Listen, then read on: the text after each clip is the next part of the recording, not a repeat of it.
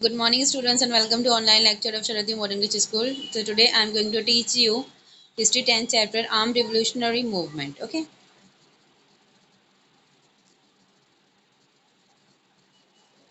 The agitation against the British imperialism were carried out in various ways in India. In this chapter, we shall get acquainted with it. Yes, अब जो agitation था British के against में वो बहुत ज़्यादा जगह पे मतलब हमारी कंट्री के बहुत ज़्यादा ही वेज में क्या हो गया था, स्प्रेड हो गया था, कैरिड आउट हो गया था, मतलब चलने लग गया था। तो हम लोग ये चैप्टर में यही सारी मतलब ये इन चीज़ों के बारे में क्या करेंगे, स्टडी किए करेंगे। Okay. We have studied the uprising before 1857 against the British and the freedom movement of 1857. Yes, अब हम लोगों ने प्रीवियस जो चैप्टर्स हम लोगों ने जो पढ़े तो उसमें हम लोगों ने क्या स्टडी किया, 1857 अपराइजिंग बिफोर, अब 1857 क्या क्या अपराइजिंग थे 1857 के पहले, ये हम लोग ने देखा। अगेंस्ट ब्रिटिश, ब्रिटिश के अगेंस्ट में थे obviously her cheese. And the freedom movement, जो जो फ्रीडम मूवमेंट स्टार्ट हुए थे 1857 से, तो वो हम लोग ने स्टडी की है। And in the later period Ram Singh Kuka organised a rebellion against the government in Punjab. और उसके बाद हम लोग ने क्या देखे, राम सिंह कुका, इन्होंने क्या ऑर्गेनाइज किए थे, एक रिबेलियन ऑर्गेनाइज किए थे ब्रिटिश गवर्नमेंट के अगेंस्ट में। कहाँ पर? पंजाब में। Okay. Now Vasudev Balwant फाटके in Maharashtra, Vasudev Balwant फाटके gave an arm struggle against the British. Yes, अब वासुदेव फाटके जो थे इन्होंने क्या किया था, आर्म स्ट्रगल मतलब आर्म के थ्रू, वेपन्स के थ्रू ये क्या करते थे, स्ट्रगल करते थे और ब्रिटिश के अगेंस्ट में ऑब्वियसली मतलब हमारी कंट्री को इंडिपेंडेंस दिलवाने के लिए इन्होंने क्या उठाए थे, आर्म उठाए थे और आर्म का यूज कर ये हमारी कंट्री को इंडिपेंडेंस दिला रहे थे।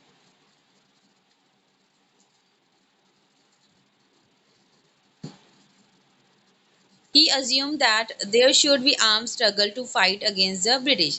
वो क्या सोचते थे, उनको क्या लगता था कि ऑब्वियसली जो ब्रिटिश है, जो ब्रिटिश गवर्नमेंट हमारी कंट्री में रूल कर रही है, तो वो खाली नॉन वायलेंस वे से नहीं जोड़ने वाली हमारी कंट्री को फ्रीडम नहीं देने वाली। हम लोगों को क्या यूज़ करना चाहिए, वेपन्स का यूज़ करना चाहिए, हम लोग को आर्म का यूज़ करना चाहिए और इसका यूज़ कर हम लोगों को ब्रिटिश के अगेंस्ट में फाइट करना चाहिए। He took the training of arm from वस्ताद लहूजी साल्वे। अब यस, अब ये जो थे बलवंत फाटके, तो इन्होंने अपनी जो ट्रेनिंग है वो किसके गाइडेंस में ली थी, किसके अंडर में ली थी, वस्ताद लहूजी साल्वे, इनके पास ली थी। He organise the Ramoshis and revolted against the British. अब इन्होंने क्या ऑर्गेनाइज किया था, इन्होंने रामोशीज ये ऑर्गेनाइज किया था और इन्होंने भी क्या की थी, ब्रिटिश के अगेंस्ट में रिवॉल्ट की थी। This rebellion became unsuccessful, the British government sent him to Aden jail. लेकिन ये जो रिबेलियन थी वो अनसक्सेसफुल थी और ब्रिटिश गवर्नमेंट ने उनको पकड़कर उनको क्या कर दिया था, जेल में डाल दिया था, एडेन जेल में डाल दिया था। There he died in 1883। He build up an arm struggle for independence. Yes, और फिर वहाँ पे जेल में ही वो क्या हो गए थे, डेड हो गए थे 1883 में। और उन्होंने वहाँ पे क्या बनाए थे, जो he build up an arm struggle, मतलब इन्होंने क्या किया था यहाँ से, मतलब इन्होंने क्या स्टार्ट की थी, जो आर्म स्ट्रगल है वो इनके थ्रू स्टार्ट की गई थी इंडिपेंडेंस के लिए। ओके। मतलब ये हम लोग अभी ये चैप्टर में कौन से टाइम की स्टडी कर रहे हैं, 18 जो मतलब 1857 के बाद। ओके। जैसे जो जो पीपल्स थे उन लोगों ने कौन से मूवमेंट स्टार्ट किए थे और कौन से वे से वो हमारी कंट्री को इंडिपेंडेंस दिलाना चाहते थे, है ना। तो वो हम स्टडी करेंगे ये चैप्टर में। तो यहाँ पे 1883 में मतलब वो मर गए थे, मतलब ये बात कब की है, उसके पहले की है। उनको जो मतलब इसके पहले से ही वो क्या कर रहे थे, आर्म का यूज कर ब्रिटिश के अगेंस्ट में फाइट कर रहे थे। Now Chafekar brother in 1897 the plague commissioner Rand has disordered the tyranny and force while managing the epidemic of plague in Pune. Yes, अब 1897 में क्या हुआ था, जो प्लेग कमिश्नर थे, मतलब plague is one type of disease जो बहुत ज़्यादा ही स्प्रेड हो गई थी पुणे में वो टाइम पर। तो उसके कमिश्नर थे रैंड, है ना। तो उन्होंने क्या किए थे, उन्होंने क्या मतलब वो जो डिसीज थी, जो प्लेग की जो डिसीज थी उसको मैनेज करने के लिए उनको अपॉइंट करना किया गया था, जो कि कहाँ पे स्प्रेड हो रहा था, पुणे में, पुणे डिस्ट्रिक्ट में स्प्रेड हो रहा था। So at a revenge of Chafekar brother Damodar and Balkrishna shoot him dead on 22 June 1897। Yes, तो जो चाफिकर ब्रदर थे, तो उन लोगों को ना इनसे क्या करना था, एक रिवेंज लेना था। तो रिवेंज लेने के लिए इन्होंने क्या किया, उनके ऊपर शूट कर दिया, उनको शूट कर दिया 22 जून 1897 को।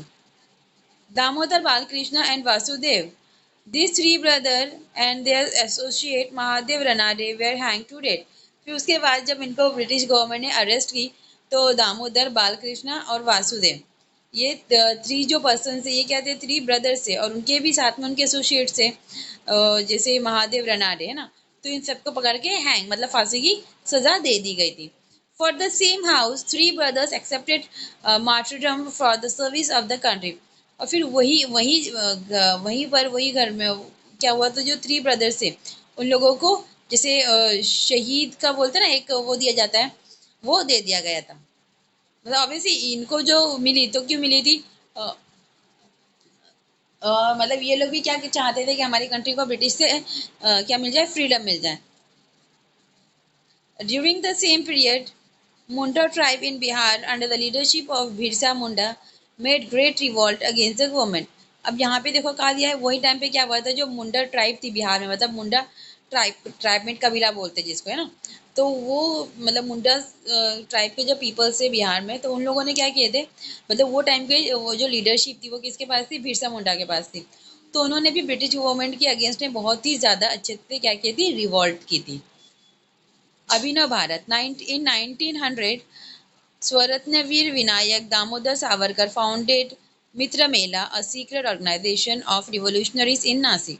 Yes, अब 1900 में क्या हुआ था, जो स्वतंत्रता वीर विनायक दामोदर थे, है ना, तो इन लोगों ने भी इन्होंने भी क्या किया था, एक ऑर्गेनाइजेशन फाउंड किया था, मित्र मेला, अ सीक्रेट ऑर्गेनाइजेशन। ओके, उन्होंने उनके जो ऑर्गेनाइजेशन था उसका नेम क्या दिया था, मित्र मेला, जो कि एक सीक्रेट ऑर्गेनाइजेशन था, वो उन्होंने स्टार्ट किया था रिवोल्यूशनरीज के लिए, कहाँ पे, नासिक डिस्ट्रिक्ट में। The same organisation was rename as Abhinav Bharat in 1904।